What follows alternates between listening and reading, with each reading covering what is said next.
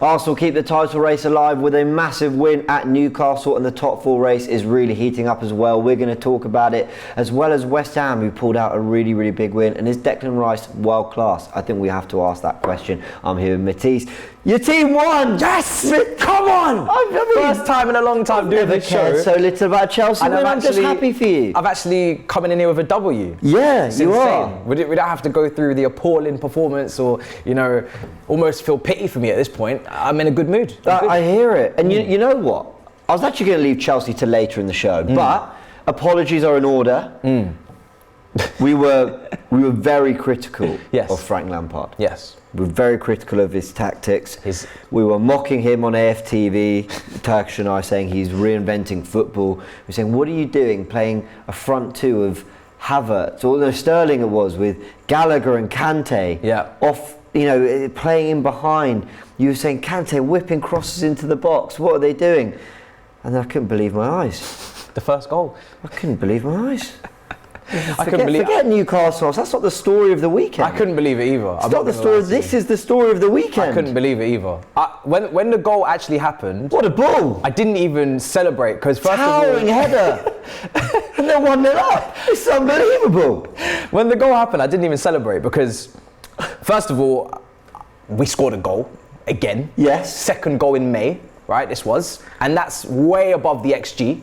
Way above the expectation. It's usually a goal per month. Yeah. So I couldn't believe my eyes that we'd scored. But the second thing is that it's Kante crossing the ball to Gallagher. This is not something that we should continue to do. This is not a template for success. But the fact that it actually worked, I found it ironically hilarious. Because you're right.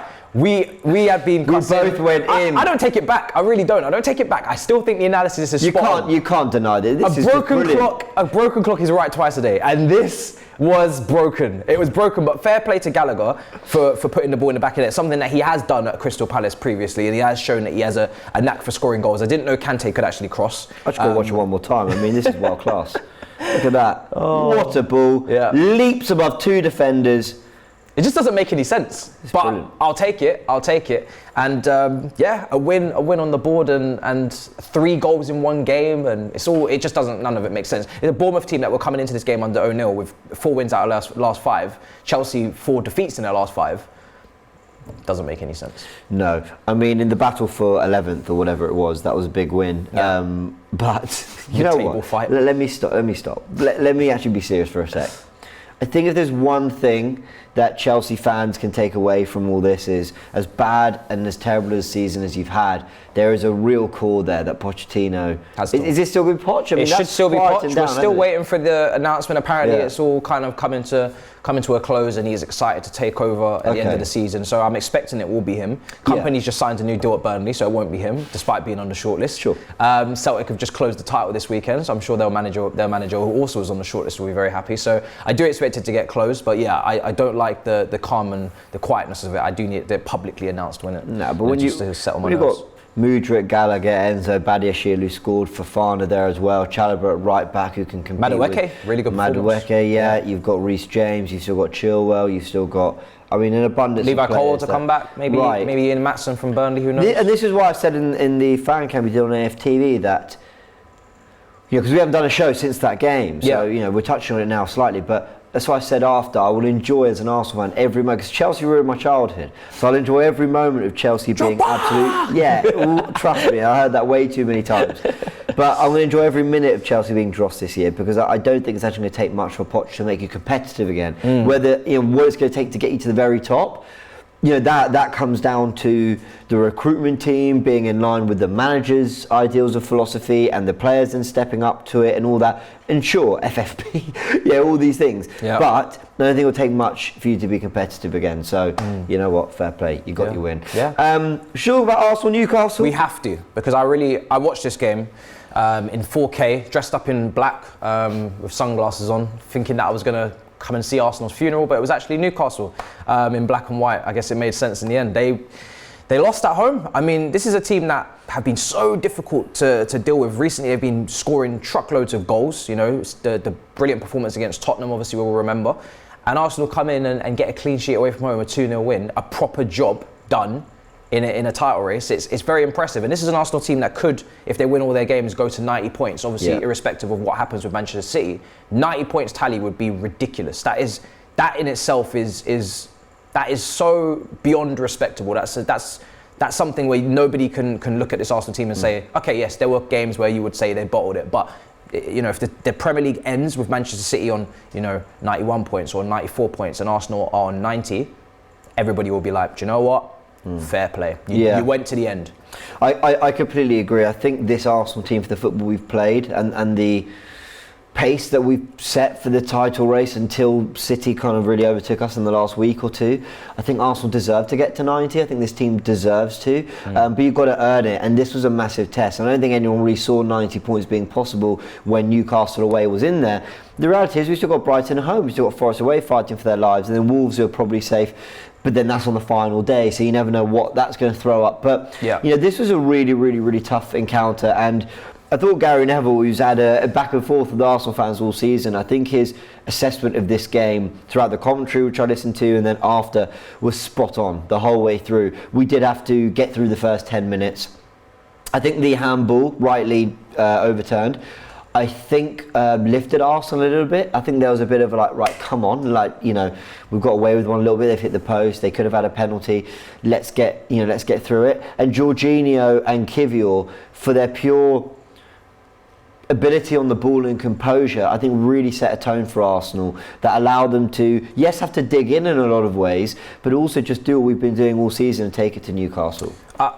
Both teams had their chances. Arsenal, I think, deserved this in the end. Yeah, obviously, Newcastle at the start of both halves really peppered the goal, really pushed. And this is like almost becoming Anfield in a way, St James's Park in its own right, because first 10-15 minutes, they really do absolutely go for it, go for the jugular. Fans are up. Yeah, I bet. Yeah. You're stuck up in the gods, you know what I mean? They can hardly hear you, the players, in terms of the away fans.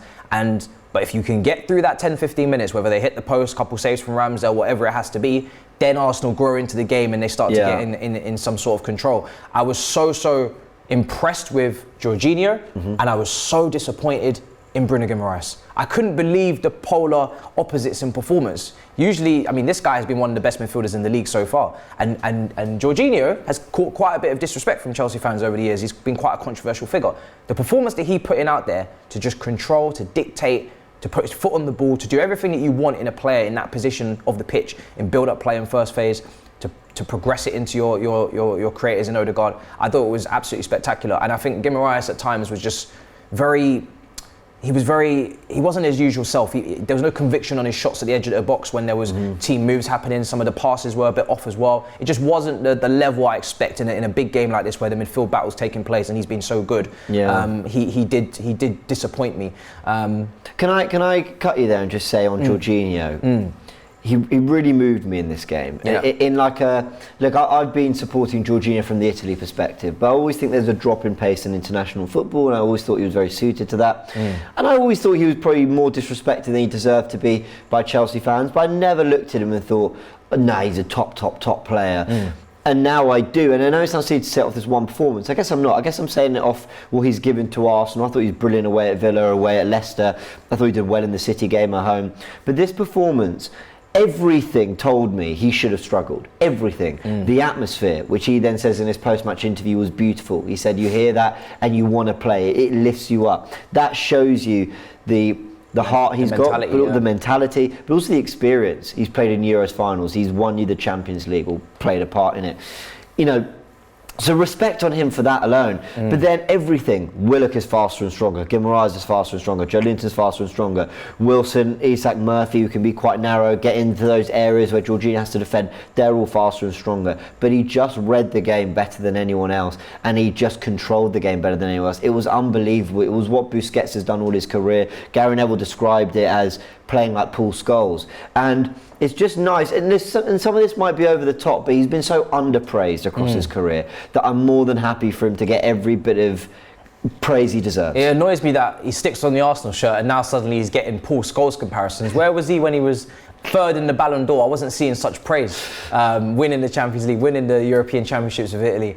etc. No, it was a quality performance from him, and I mean, this speaks volumes. First in everything important in that position, and not a surprise to me whatsoever. No, of course, touches, successful passes. I think this is a slightly forced stat. This is all from Sky. I mean, that was always going to be the case. You would funnel the ball through him. It would make no sense not to. But you know what I find really, really interesting, and I'm going to follow on from this in a sec, is two things. Firstly, what Arteta said about it. He said, I think he was man of the match. There was question marks because it was going to be really physical, but if you want to go physicality versus physicality, we have no chance to win the game, so we had to try something different. That for me is a manager playing 4D chess and going.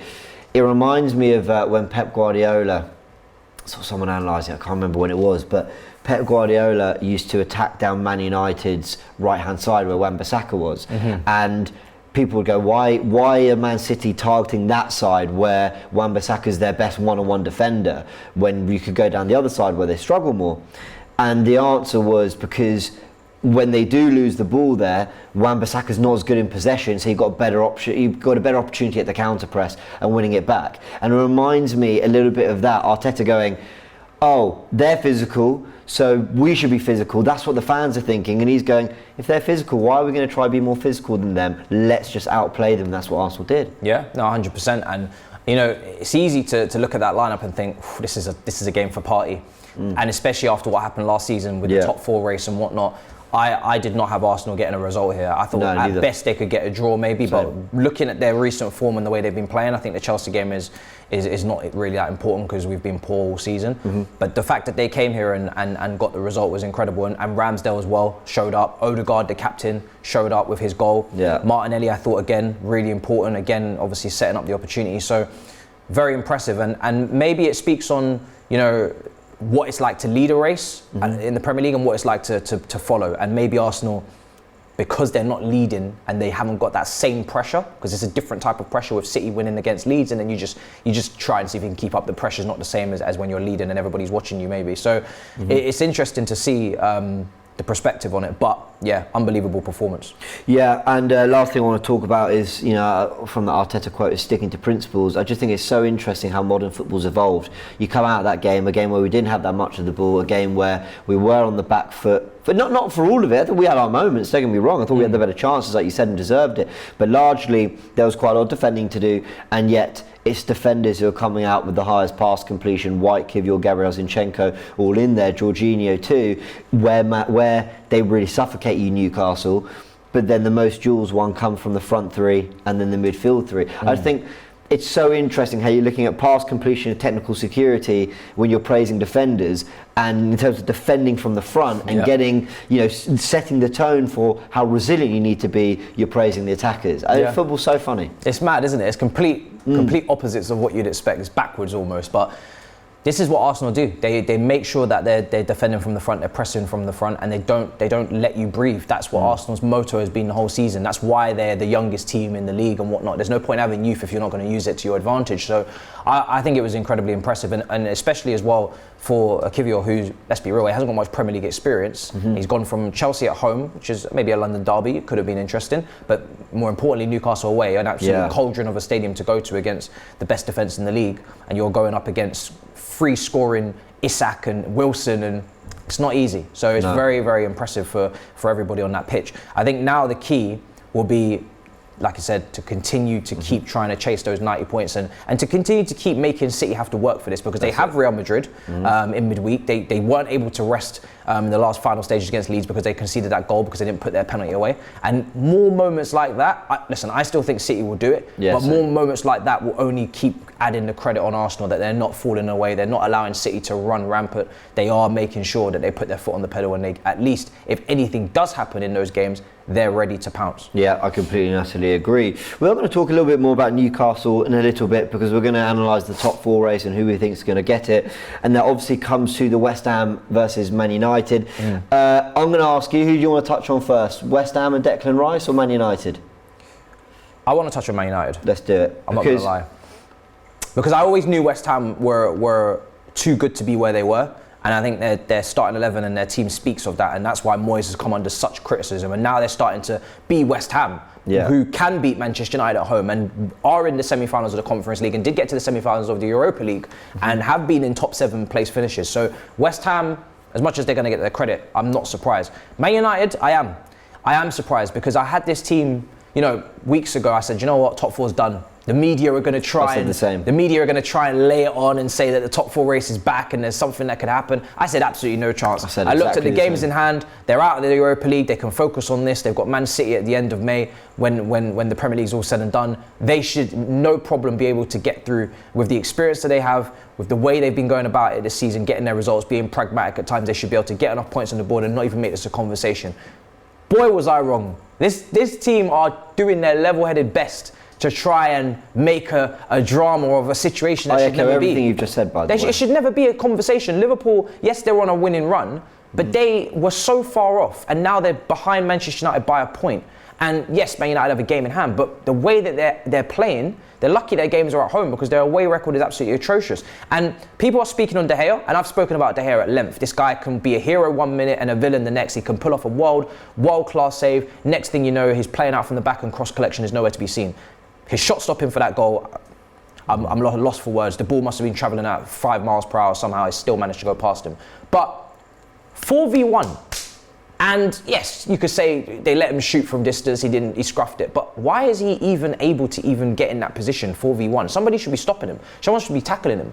And I just look at Manchester United and I think to myself, you guys, if you let this top four slip, and you finish behind Liverpool after losing 7-0 to them, a Carabao Cup is not going to cover that up. And I can tell you right now, this team are not going anywhere near Man City in the FA Cup final on their road to a treble potentially. So this season for Manchester United, it's been a push in the right direction after their worst place finish last season, Ten Hag's first season. Need additions in the summer. The ownership situation is still confusing and not clear. This could end up being a very, very bad couple of weeks for Manchester United if they don't get themselves sorted out, and it will be an historic one for all the wrong reasons. Yeah, I mean, where am I with it?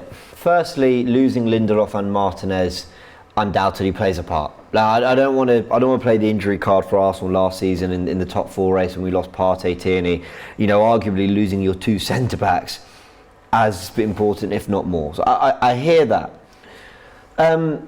Does falling out the top four kind of mean the Carabao Cup counts for nothing? I wouldn't say nothing, but it kind of you just don't care anymore by that point because of the way it ended. What does annoy me? We've given Ten Hag a lot of credit, praise on this show for how adaptable he's been for certain games, conceding possession, winning games in different ways, finding short-term solutions whilst building a more longer-term identity we've seen at times. But I don't really understand this idea that kind of Man United are kind of overachieving by being in this top four race and somewhat lucky to be there. I didn't expect they'd get top four, so I guess in that sense I'm contradicting myself. But he did spend 250 million in his first summer, adding to a squad that on the day they signed Ronaldo, everyone thought that's it. Ronaldo, Sancho, Varane, we're going to be in a title race. You've got Casemiro, Eriksen, a brand new midfield in there, who have largely been brilliant, although Eriksen's missed quite a lot of football. Malacia's his signing. Anthony came in for 90 million. Well, Weghorst might be crap, might only be a loan player. Sorry, I feel bad saying that, but he signed him. Yeah. This is, his captain, his signing. Revival, Rashford. Rashford, supposedly team of the season. I guess what I'm trying to say is, and then when you look at the players they brought on, Sabitzer, Sancho, Fred, Dalot, Martial, it might just be that the games are catching up to them. It might just be that losing Varane and Martinez is really important. Casemiro's not going through his best form.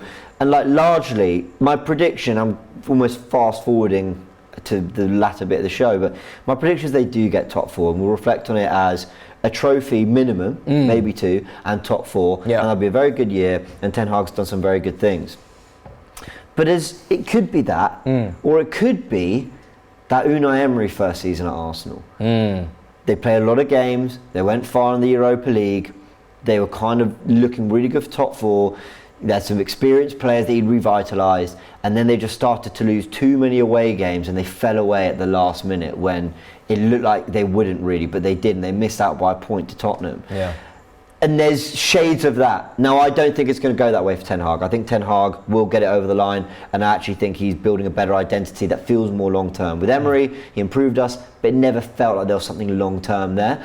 Do you think it's a guarantee that Manchester United are going to go and play the Ten Hag way in which everybody expects? Because this has not been a season of, flamboyant football from Manchester United. It's been a season of being pragmatic at times, getting results, getting that first trophy, having that winning mentality. And then when the signings start to roll through, they will change and adapt to more what we expect from Ten Hag. Because when I'm hearing him speak in a press conference or in an interview, whatever it was, I saw the quotes, that De Gea, he wants him to sign a new contract. Maybe it's just lip service, and I was asking Flex that today on the morning show.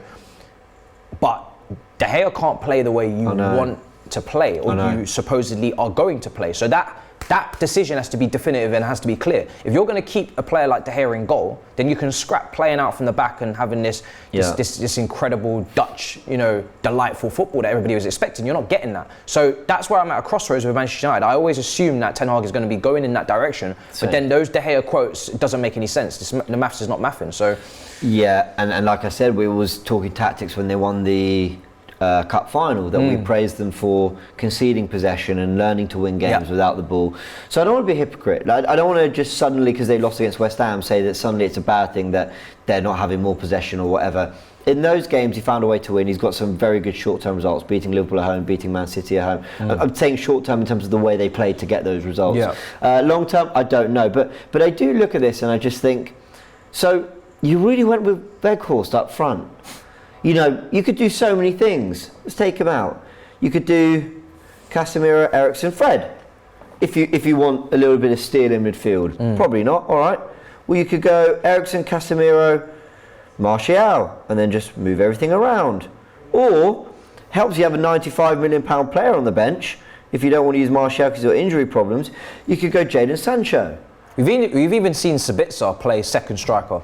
And get a couple of goals. He's in bad form. We've had to send him away to improve his form, so we'll bring Sabitzer in. I don't get it. We've just listed all five subs we've used as a way to get Weghorst out of that team. Yeah, I didn't get it either. I think, listen, Weghorst, he was signed by Burnley from Wolfsburg. He did have a good goal scoring rate at Wolfsburg and in the German leagues, but he's not Manchester United level and he's not Manchester United quality, and albeit for Martial's injury issues, he would only be an impact sub at best. Kind of like what we saw at the World Cup, you throw the tall people on. We saw that, the Dutch team do that against Argentina, throw on all the 6'5", and next thing you know, you're getting a couple of goals from set pieces. That is all Weghorst was really meant to be. It's a position that they clearly need to address. I don't know what the situation is with clarity on that ownership, how much money they're going to have to spend in the summer. They need to get a move on, because usually ownership changes, even if it's been agreed, take a long time to finalise and process. We're talking about billions of pounds here. We're not talking about a transfer for a player. And Harry Kane is banging in the goals for Tottenham, and that looks like the ideal person to kind of put in that team. Obviously, Ivan Toney is another mention, but he could have a suspension. They need to sort out that position, because Manchester United cannot continue to keep playing and relying upon Rashford, and we've seen since February a little bit of a drop-off, and I wouldn't get onto Rashford for it, because he's been carrying this attack. He needs help. Anthony has been better than Sancho, but the standards are on the floor. So I think Manchester United really, they've got a lot of work to do to back Ten Hag. I think there's some people that are maybe turning on social media already. I think that's a massive surprise for me. The away record has been horrendous. It was very good under Oli. I remember they set the record for the away winning streak that they went on. I was asking Flex about that as well. He's speaking about the lack of fans in stadiums maybe playing a part. So I think it was always going to be a frustrating season at times for Manchester United in their first season on Ten Hag, especially when you put the context of Ronaldo and all these different things. But they need to get over the line. They've got 3 home games out of last 4. They should get over the line, and then the summer they need a serious revamp. And I do question whether that's coming with the ownership. So who's getting top 4? So you've got Newcastle played 34 games, United 34, Liverpool 35, and Brighton, who are 7th. I've included them because they've only played 32. So if they win, for example, they're 3 games hand on Liverpool. They're on 64. So I feel it's only right we include them. And then you've got the games remaining. Newcastle go away to Sam Allardyce's Leeds United. We could do a whole video, by the way, on whether Sam Allardyce is as good as Pep Guardiola, but maybe another day. They got Brighton at home, Leicester at home, and Chelsea away. So I don't think that's actually the easiest run-in for Newcastle. But I think they're pretty. And actually, I've got that wrong. They're actually on 65 points. So apologies. Is that right? Let me just check. I want to have a little look. I think I got that graphic wrong. Apologies, everyone. Very rush day. Very rush day.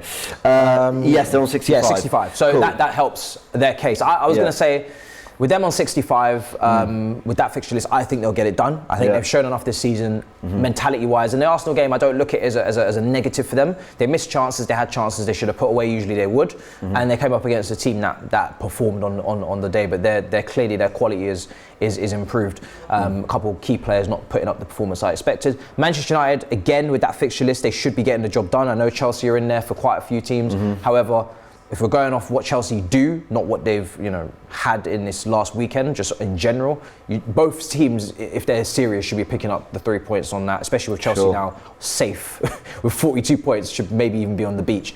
Liverpool, I think they've left it too late, but I do think they are capable of winning their last 3 games. Although that Villa game is not easy. People are saying that Liverpool are 100% going to win their last 3 games. They could, but I think Aston Villa need to be given a hell of a lot more respect than they're getting, considering they're part of that run and what Emery's done this season, and the fact that they are also competing for Europa League spots. And as you just said, with Brighton having games in hand, that could be quite close between those two, and Tottenham are still in and around it. So Aston Villa at home is a problem. For me, Brighton, absolutely no chance. The fixtures are way too difficult. Away to Arsenal, Newcastle away, City at home, and even Aston Villa as well. And Everton are praying for points. This evening they should still win that, but for me, Southampton's the only. I agree. Brighton, what an amazing season they've had, but I think they'll get a European place. Hopefully, maybe. Them, I don't think it will be that one. And then when it comes to the rest, I agree. I think Liverpool have left it just that touch too late. I think if Liverpool had played a game more, but were ahead on points, I think they'll channel whatever they had last year that went on that unbelievable run, and they'll get their wins. And United, maybe Bournemouth away, maybe Chelsea at home, because Chelsea have the players to hurt you. Somewhere like that, there might be a slip up. But I think they've just left it too late. The fact that they played a game more and are a point behind, so they need United to slip up twice. I don't think they'll slip up twice, if I'm honest. And that's the same logic I use for Arsenal. They have to win that Wolves game, because if they don't, then I'm starting to think, Bournemouth away, they've beaten Liverpool, they've beaten Tottenham, not easy. And then Chelsea, then it starts to become, it's one game, every single game you must win, going up to the final day. There could be a hiccup, nerves. So Man United need to keep that cushion by beating Wolves. Bournemouth might have got to 40 points a little too quickly for Liverpool's liking. But 39, thanks to us. Oh, sorry. Of course, my bad. We are on the 40 plus. Declan Rice, is he world class? Took this from Squawker. Declan Rice is the only player in Europe's top 5 leagues with 30 plus in these metrics in the 22-23 season. 62 interceptions, 51 clearances, 38 take-ons completed, 36 aerial duels won, 36 chances created, and 33 shots. I mean, are you kidding me? So he's the only one with 30 plus in interceptions and clearances. Interceptions. 61. 62, sorry. But this is the exact tweet. I've taken it word for word and the numbers. According to Squawker. He's the only one with more than 30 interceptions. Apparently. He's doubled the second place. Apparently. That's how I read it. Lord. I think that's the answer to your question. They're demanding 100 million. Well, fair enough. I don't think, listen, Tchouameni went for 100 million euros. I used to look at the 100 million price tag for Declan Rice and think to myself, that is just ridiculous. And I still think it's too much. Personally, I don't think... Oh, it is? I mean, football's gone mad. It's gone mad. I don't think you should have to pay 100 million for a 6. However, with the prices that you're seeing for Mudryks and Antony's and Sancho's, do you know what?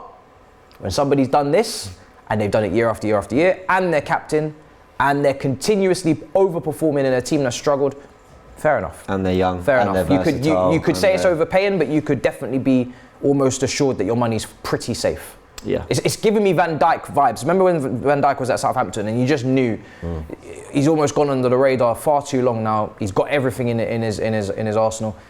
He's a lot of money, but when he makes that jump, more than likely now you know what you're getting. Arsenal are in the hunt. Whoever gets him, Arsenal, Man United, Chelsea, Liverpool, whoever gets Declan Rice, Man City, I think will fight for him. I think they've got a good chance. There's a lot of midfielders on the market. McAllister, Caicedo, Rice, Lavia. There's a lot. Yeah. I think everybody's going to get something. Yeah. Everyone's leaving with something. There's so many midfielders out there. It's like, guys, if you want this guy, take him. We'll get the other one. Cool. It's a domino effect, and we've started with Bellingham. Exactly. Maybe. I actually did a video with that on my channel, and my thing with Declan Rice is you're right. Are you going to get a safe £100 million spent? You know, you've got a player who can play centre back, CDM, and as a box-to-box. You've got a player who is young, who has shown real loyalty to West Ham. 2 years ago he was very highly rated. Been there a long time. Has played in Europe as well. Has got used to 2 games a week. Has gone to World Cup quarterfinals, Euros finals. It is so complete and is leading the way on core stats for across Europe. I just think, can carry the ball. Strong in a tackle. Real passer. Can win his duels. He's a captain. Good shot on him as well. Good technique. Good switcher of play with both feet. Yeah. You know, Nicky said, go check out West Ham Fan TV. Nicky said, I've seen world-class players. He said, I've seen Rio Ferdinand, Frank Lampard, and many others. He said, Declan Rice is world-class. He was absolutely adamant. And he said that last summer. So let's see. Let us know in the comment section. Is Declan Rice world-class? A big thank you to Matisse for joining us to chat Man United, Declan Rice, Arsenal, Newcastle, and Frank Lampard reinventing football with Kante and Gallagher. Who knew? Get in the comment sections. Let us know your thoughts as well, and go share these videos around. Go let everyone know that we are here talking tactics, and anything that you want to see on the show, you let us know, because we'll cover the things that, read the comments, and any sort of thoughts or feelings you've got, you'll see sometimes we reply to them as well. Anything that we might have missed, let us know. Of course, it is a shorter show. We don't get to go into full detail on other games and sort of big events. But if there are things that we're missing out that you think are core to why your team are doing well, let us know. We'll explore it and discuss it on this show as well. Hit the like button, subscribe to DR Sports, and we will see you very soon. Many, many thanks.